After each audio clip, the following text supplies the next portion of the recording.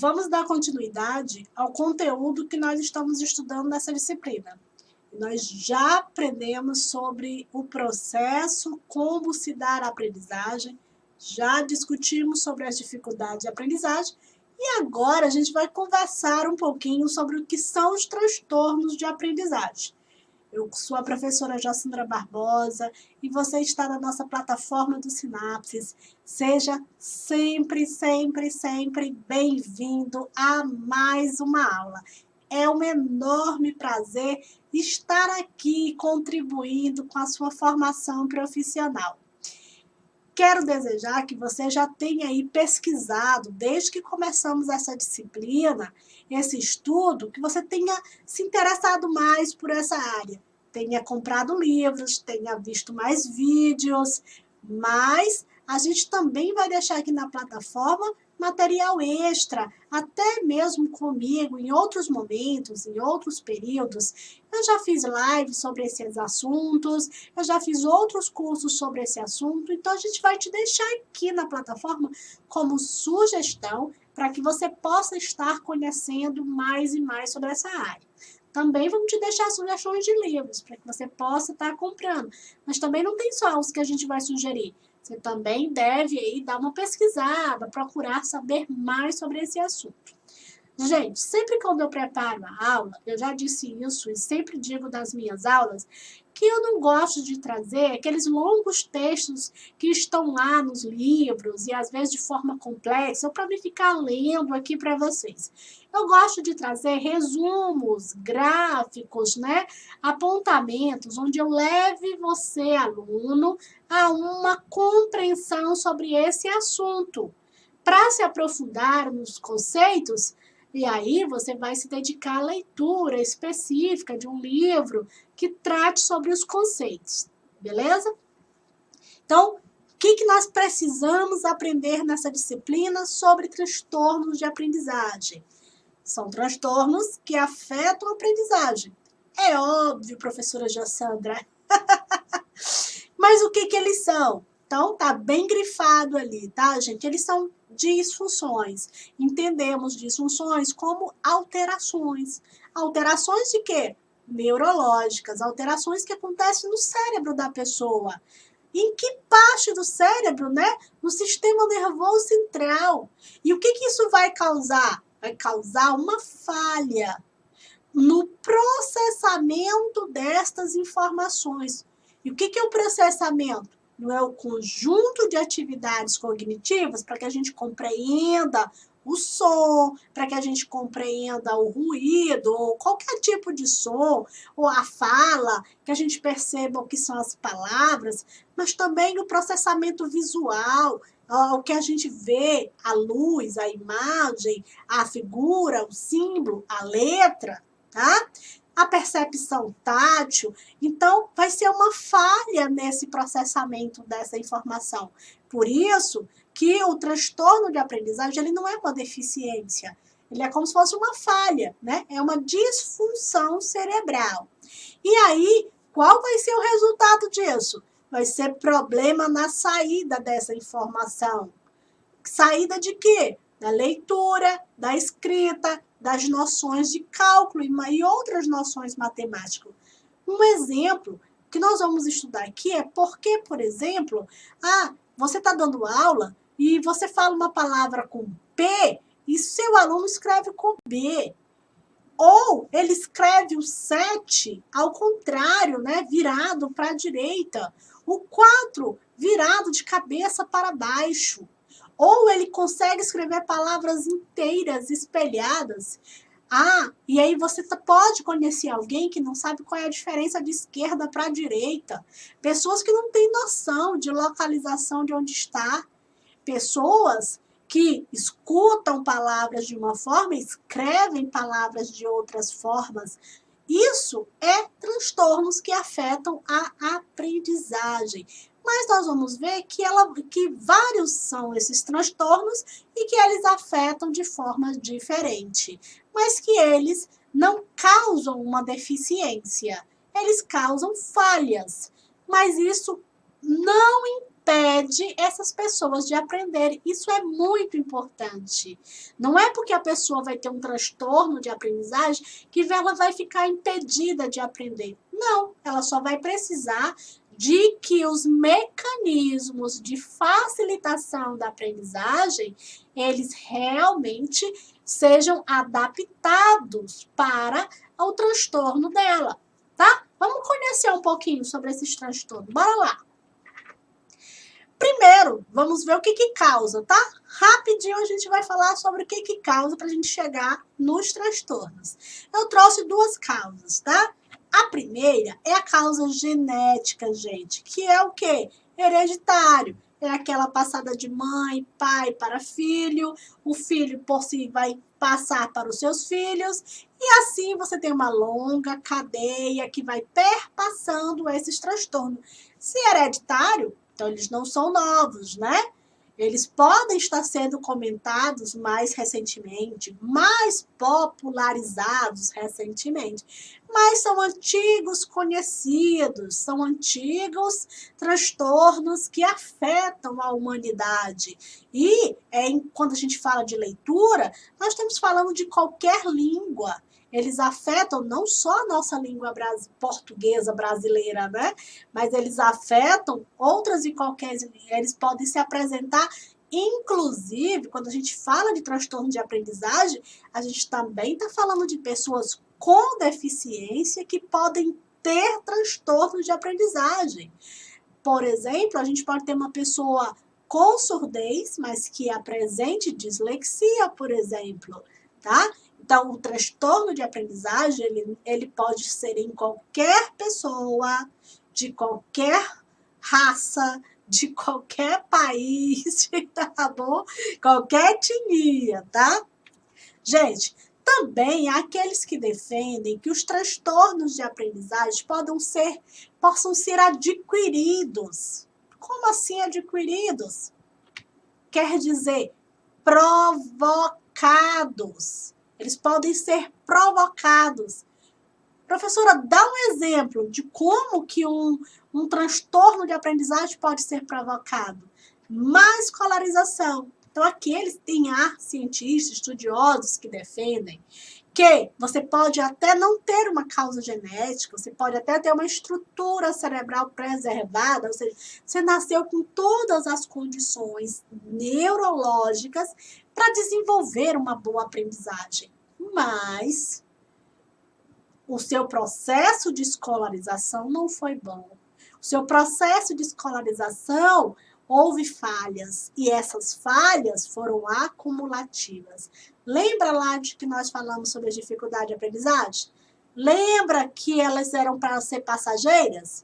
Bem, se elas não são resolvidas, de acordo com alguns que defendem que podem ser adquiridas, você pode transformar aquilo que era passageiro em algo a longo prazo.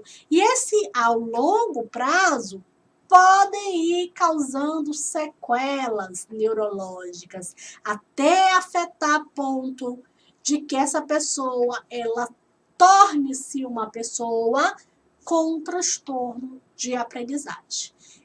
Eu trouxe aqui para vocês 4 desses transtornos, tá? Vamos aqui entender assim, a aula, eu não vou trazer todas as características desses transtornos, eu não vou falar e trazer correspondentemente cada um deles. Então, o que eu vou dizer? Vou trazer características gerais, vou falar um pouquinho de cada um, mas vou te convidar para ver os vídeos extras que falam sobre eles. Também vou te convidar para pesquisar, gente, para pesquisar outros vídeos, outras leituras, tá? Tô sempre falando disso, pode parecer chatinho, eu sei que sempre vai dizer assim, ai, Jossana, mas ela já falou quantas vezes sobre isso?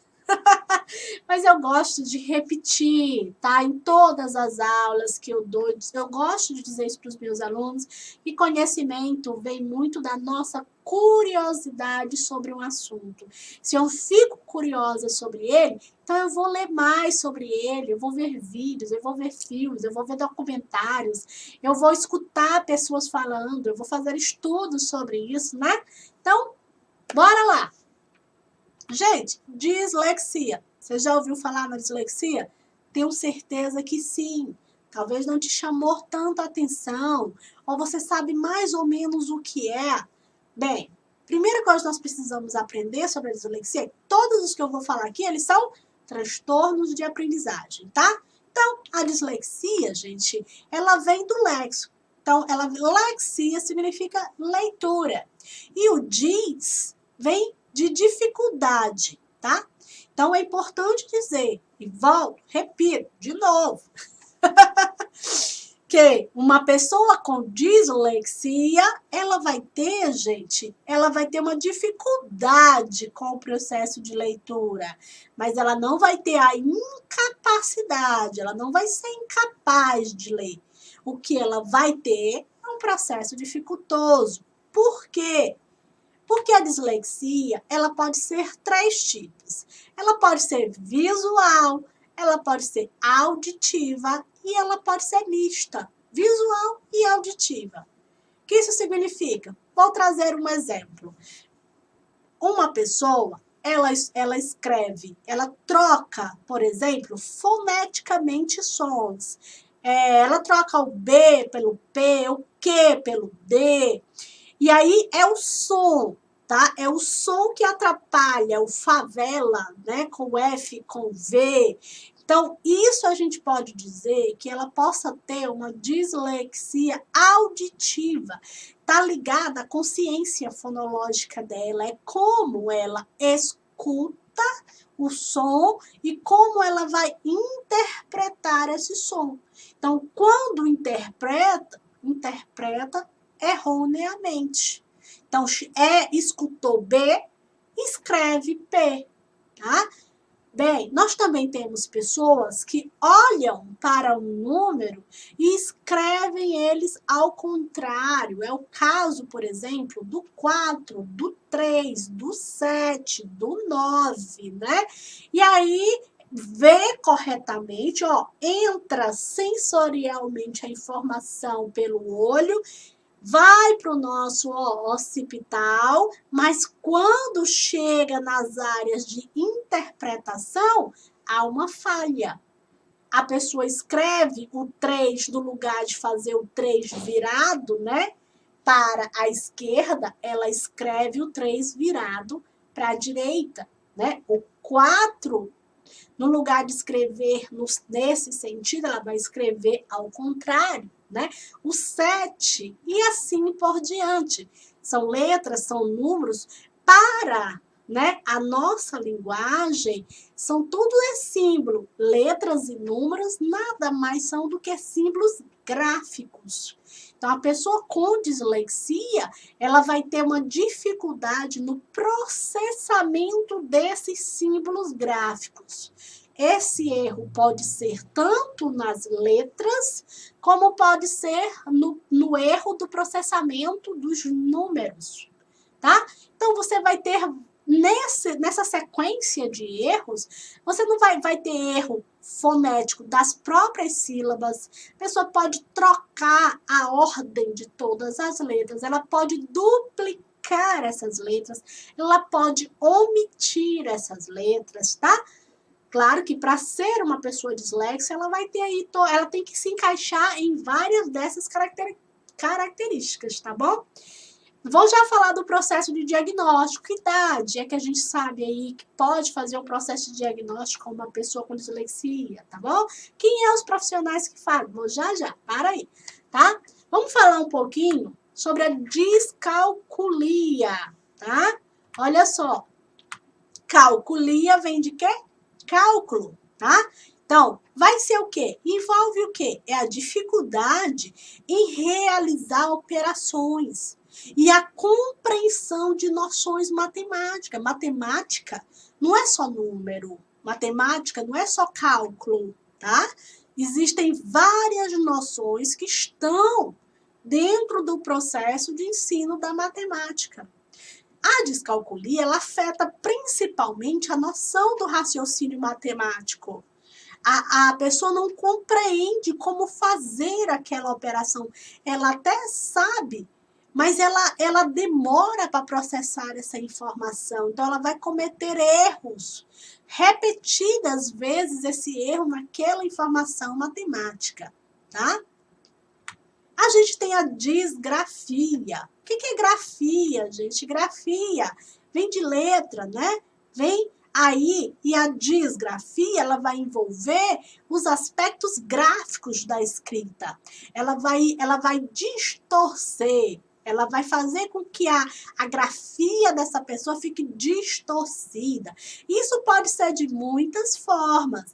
Pode ser tanto a letra feia, aquela letra incompreensível, como pode ser na ordem que ela escreve, pode ser também visivelmente o formato que essa pessoa escreve. Existem pessoas que escrevem bem pequenininho, existem pessoas que escrevem bem grande, existem pessoas que botam muita força, outras pouca força, né?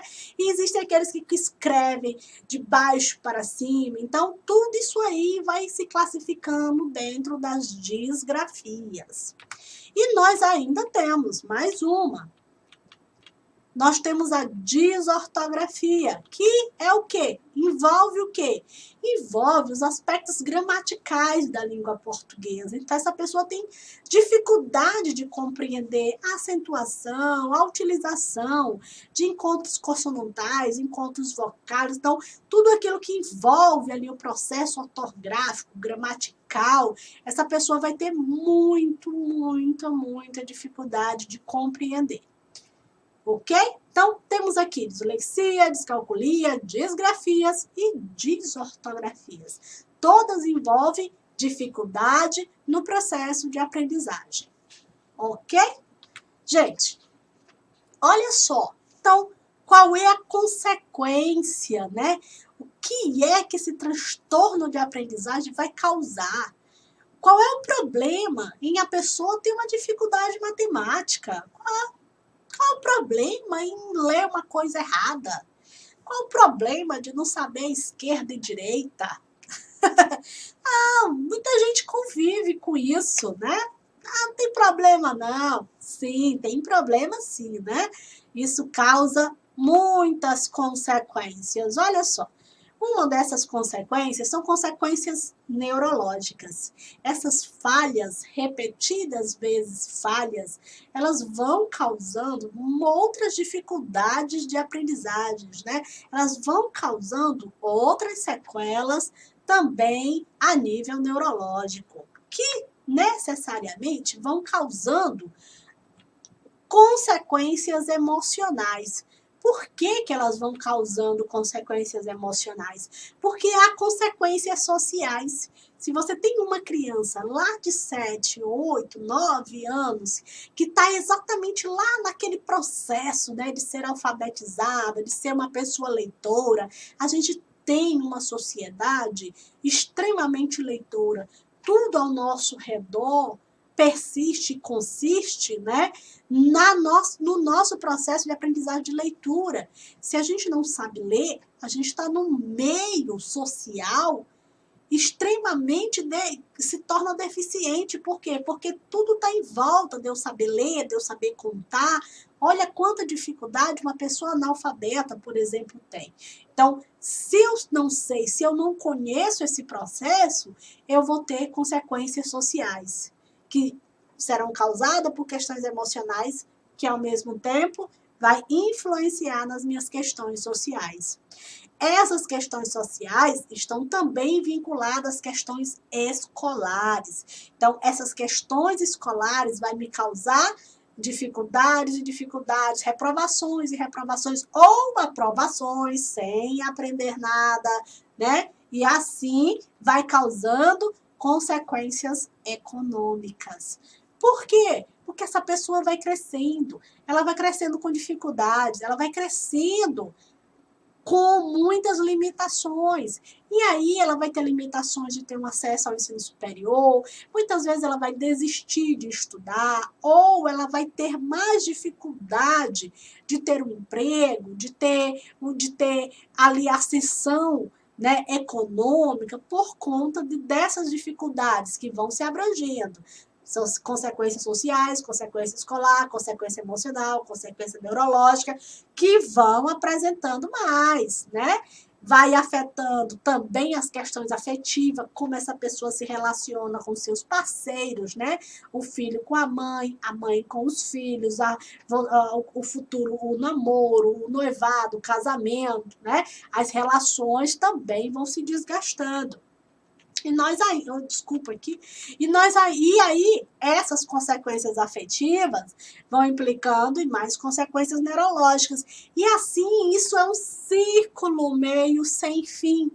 Uma coisa vai causando mais consequência na outra. Não tem nenhuma ordem exatamente que isso aconteça, entendeu? Porque isso vai acontecendo em diversas fases da vida da pessoa. Uma pessoa com dislexia sérias, ela vai ter, gente, muitas dificuldades, inclusive em seus relacionamentos. Por quê? Porque às vezes o parceiro não entende como o cérebro daquela pessoa, como é que ele funciona, né?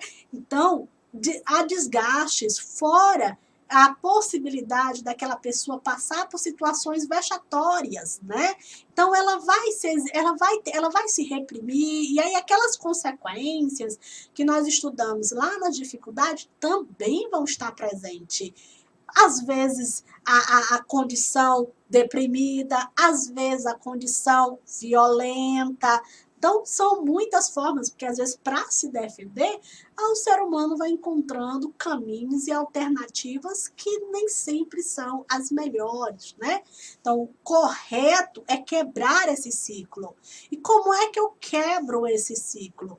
Com um processo de diagnóstico, né? Deixa eu ver se eu consigo sair daqui. Com um processo de diagnóstico e um tratamento correto, tá?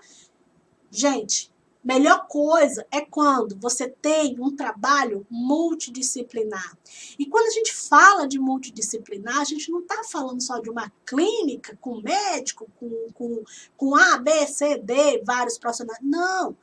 Trabalho multidisciplinar é quando envolve várias pessoas, né?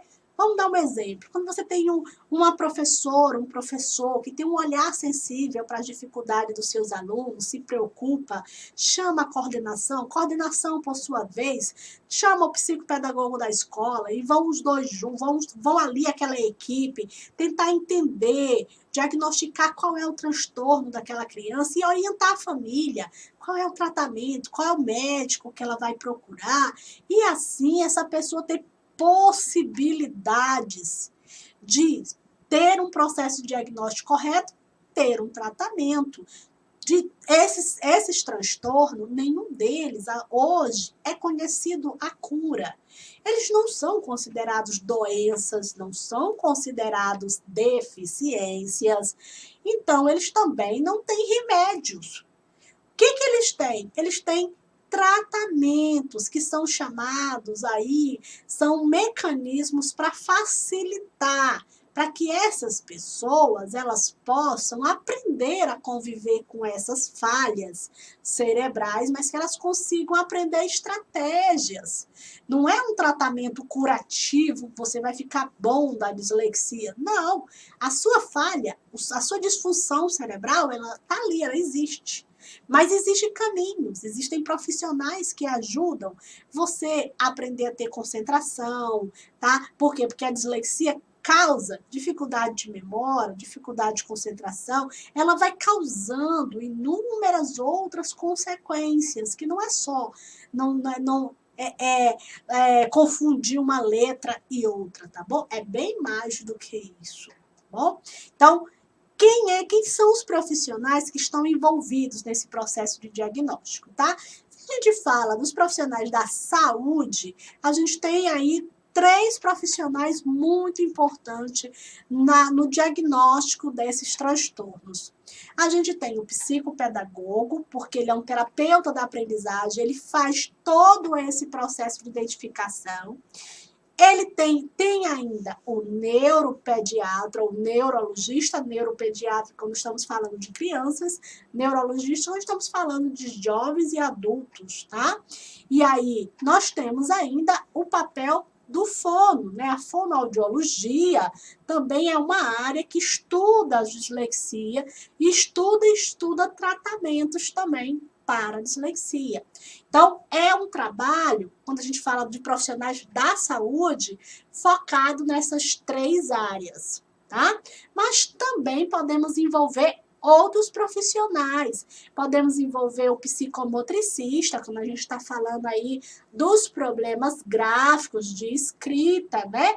Nós também temos aí a utilização da neuropsicopedagogia com a estimulação neurológica para essas pessoas. E não podemos falar do trabalho pedagógico mesmo, né? Do pedagogo, da professora de reforço, da professora da sala de aula, tá? E vou fazer um parêntese aqui para falar sobre os trabalhos das salas de recurso. Apesar de não estar na lei, né, as salas chamadas salas de AEE, apesar de não ser uma lei que exija que essas pessoas com transtorno de aprendizagem estejam nas salas de refúgio de AEE, mas nós sabemos que o processo de aprendizagem deles precisa de atenção. Então, muitos professores de AEE se voltam também para auxiliar estes alunos. Gente, o tratamento, né? Como eu disse, eles são tratados normalmente por terapia psicopedagógica, terapia fono. O neuro normalmente se vai para se conseguir o laudo, mas o neuro não vai passar uma medicação, o que ele vai passar é psicoterapias. Se a pessoa tiver com algum problema emocional, afetivo, né? Se ela tiver desenvolvido alguma comorbidade, por exemplo, né? De algo no sentido, né, de que aquilo afetou emocionalmente, então é indicado também uma terapia psicológica. Mas se a pessoa vai fazer uma intervenção do seu processo de leitura, de escrita, então aí se procura um psicopedagogo. E o fono, ele é muito importante trabalhar junto com o psicopedagogo, né, uma terapia casada aí. Por quê? Porque enquanto o psicopedagogo vai trabalhar o processo linguístico, vai trabalhar o processo dessa pessoa, da leitura em si, da construção da leitura, da sílaba, o fono vai trabalhar o som, né? Vai trabalhar com essa pessoa aí, vai educar aí o processo fonológico dessa pessoa. Então, são profissionais que são extremamente importantes dentro desse processo. A família é muito importante, o apoio, né? A gente também sabe que o tratamento desses transtornos, a gente não encontra esses tratamentos públicos, né? Ainda não é uma realidade para o nosso país, ainda é muito difícil, as famílias lutam muito. Existe a Associação Brasileira, né, de Dislexia, que oferece cursos, que oferece também informações, que tem um site onde você, aluno que está estudando essa disciplina, pode pesquisar, coloca no Google aí, tá bom? Associação Brasileira de Dislexia. Vocês vão encontrar eventos, materiais para baixar, cartilhas explicativas sobre esses transtornos e vão encontrar aí orientações de profissionais. E ainda hoje já tem se discutido mais programas de TV, né?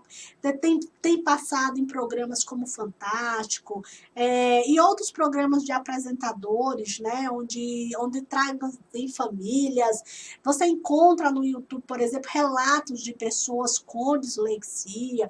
Então, temos informações e é importante que eu seja professor, profissional, terapeuta, me aprofunde nesses conhecimentos, para que eu possa conseguir ser um profissional que consiga, né, ajudar aqueles que me procuram para compreender estes transtornos. Meus queridos e minhas queridas, nós estamos quase finalizando esta disciplina. A proposta dessa disciplina, vamos revisar? Estudar a aprendizagem, descobrir o que são dificuldades, o que são transtornos de aprendizagem, mas tem aí uma cereja do bolo, né? A gente também se propõe nessa disciplina a estudar outros transtornos neurobiológicos que afetam a aprendizagem.